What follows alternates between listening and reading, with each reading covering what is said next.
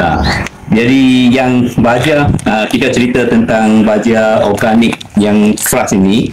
Jadi baja organik flush ini adalah daripada lalat askar hitam, dan lalat askar hitam ini adalah mempunyai hayat 7 hari sahaja untuk bertelur, dan kita memproses telur dia dijadikan lawa dengan gunakan teknologi tinggi, dan lawa itu kita bela ataupun dibeli makanan, sayur-sayuran, buah-buahan, lepas itu dengan hampas kacang, hampas soja sahaja. Dalam tempoh 20 hari hingga 25 hari kita akan proses lawa itu untuk dijadikan makanan ternakan seperti ayam, burung, kura-kura dan sebagainya, dan ikan.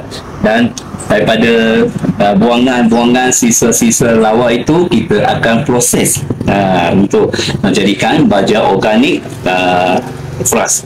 Dan daripada lawa itu kita akan ambil untuk diproses dengan bioserbut. Jadi dua